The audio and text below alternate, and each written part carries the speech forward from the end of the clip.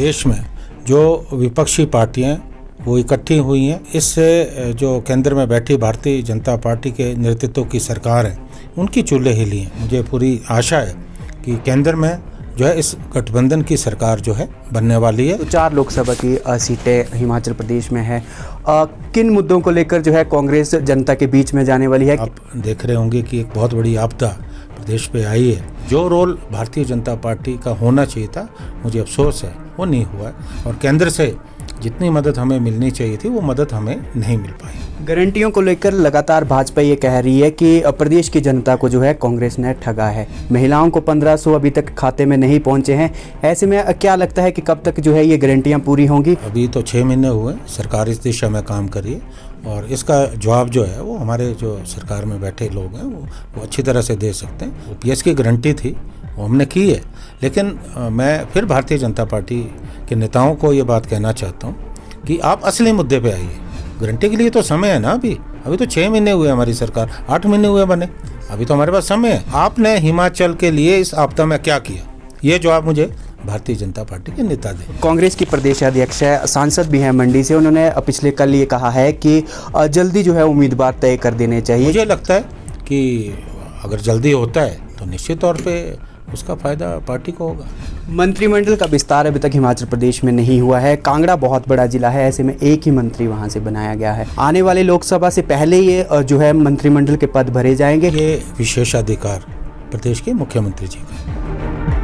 वर्ष 2024 में लोकसभा के चुनाव होने हैं, ऐसे में सभी बड़ी राजनीतिक दल जो है उन्होंने अपनी कमर कस ली है। कांग्रेस की किस तरह की तैयारियां हैं, ज़्यादा बातचीत के लिए इस वक्त हमारे साथ कांग्रेस के राष्ट्रीय प्रवक्ता, वो जो पूर्व में प्रदेश अध्यक्ष भी रहे हैं, हिमाचल से संबंध रखते हैं, कुलदीप सिंह राठौर इस वक्त हमारे साथ है। कांग्रेस की सर लोकसभा चुनावों के लिए किस तरह की तैयारियाँ हैं?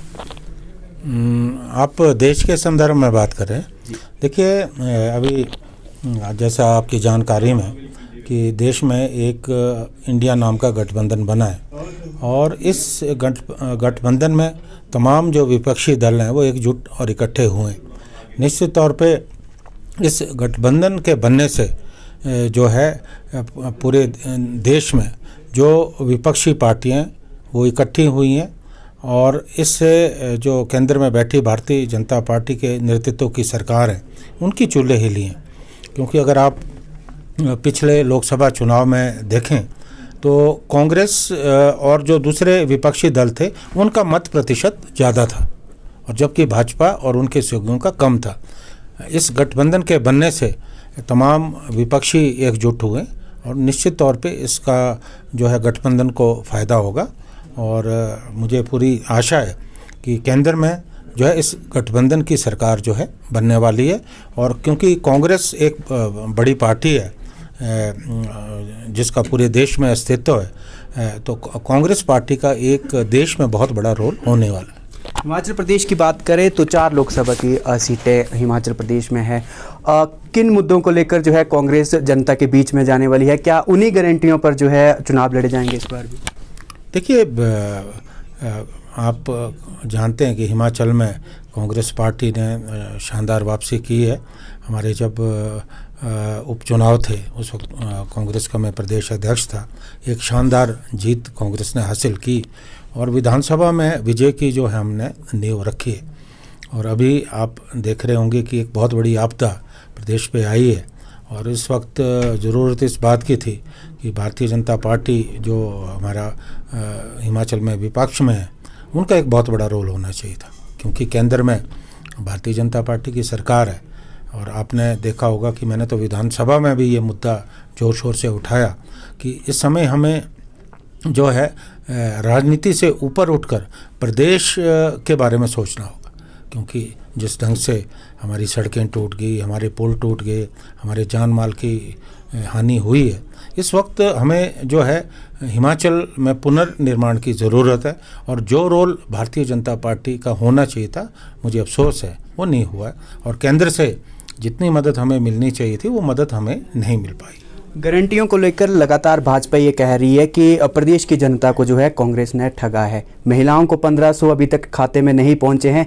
ऐसे में क्या लगता है कि कब तक जो है ये गारंटियां पूरी होंगी, और क्या दोबारा से चुनावों में जो है और गारंटियां दी जाएंगी? जो ये देखिए, ऐसा है अभी तो 6 महीने हुए, सरकार इस दिशा में काम करी है और इसका जवाब जो है वो हमारे जो सरकार में बैठे लोग हैं वो अच्छी तरह से दे सकते हैं। लेकिन अभी ओपीएस का मामला था, वो हमने किया, ओपीएस की गारंटी थी, वो हमने की है। लेकिन मैं फिर भारतीय जनता पार्टी के नेताओं को ये बात कहना चाहता हूँ कि आप असली मुद्दे पे आइए। गारंटी के लिए तो समय है ना, अभी तो 6 महीने हुए हमारी सरकार, 8 महीने हुए बने, अभी तो हमारे पास समय है। आप असली मुद्दे पे आइए, असली मुद्दे को मत भटकाइए। आपने हिमाचल के लिए इस आपदा में क्या किया, ये जवाब मुझे भारतीय जनता पार्टी के नेता दें।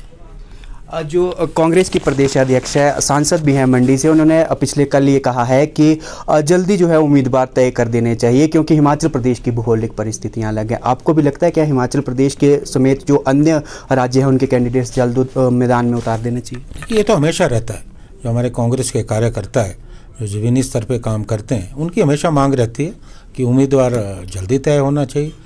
लेकिन उम्मीदवार तय करने के लिए कोई आसान तो नहीं है, सभी लोगों से बातचीत करनी होती है, सर्वे रिपोर्ट जो है वो भी देखनी होती है, कौन उपयुक्त उम्मीदवार होगा, एक चयन की प्रक्रिया है। मुझे लगता है कि अगर जल्दी होता है तो निश्चित तौर पे उसका फ़ायदा पार्टी को होगा। मंत्रिमंडल का विस्तार अभी तक हिमाचल प्रदेश में नहीं हुआ है। कांगड़ा बहुत बड़ा जिला है, ऐसे में एक ही मंत्री वहां से बनाया गया है।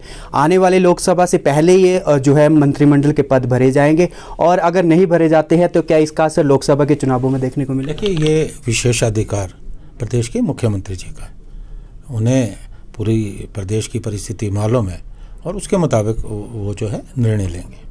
पर्यवेक्षक भी आपको जो है मध्य प्रदेश का बनाया गया है, दौरा भी आपने किया है, क्या कुछ वहाँ पर हालात है? कांग्रेस की कितनी लगभग सीटें वहाँ पर आ रही है? देखिए, मध्य प्रदेश में अभी जो वस्तु स्थिति है वो कांग्रेस पार्टी के पक्ष में, क्योंकि वहाँ तो सरकार तो कांग्रेस की बनी थी, लेकिन दल बदल की वजह से हमारी सरकार सत्ता से बाहर हुई और भाजपा सत्ता में आई है। इस बात को लेकर भी लोगों में बहुत ज़्यादा रोष है। मैंने काफ़ी हिस्से का वहाँ दौरा किया, लगभग 3 चरणों में 4-5 बार मैं मध्य प्रदेश गया हूँ। अभी जो लोग हैं वो मन बना चुके हैं कि हमें भारतीय जनता पार्टी के कुशासन से हमें मुक्ति चाहिए और इन चुनावों में देखेंगे अब वो मुक्ति मिलने वाली है और कांग्रेस जो है फिर से सत्ता पे काबिज होने वाली है। कितनी सीटों का दावा करते हैं? अब मैं ये गणित मैं नहीं कह सकता कितनी आएंगी, लेकिन मुझे लगता है कि हम कंफर्टेबल मेजॉरिटी से अपनी सरकार में बनाने वाले हैं। बहुत बहुत धन्यवाद हमारे से बातचीत करने के लिए। तो ये थे हमारे पास साथ राष्ट्रीय प्रवक्ता कांग्रेस के कुलदीप राठौर। साफ तौर पर कहना है कि जो मध्य प्रदेश में जो चुनाव होने हैं 17 नवंबर को, उसमें कांग्रेस जो है मेजोरिटी के साथ अपनी सरकार बनाती हुई नजर आएगी। समाचार फर्स्ट के लिए शिमला से नीरज डोगरा की रिपोर्ट।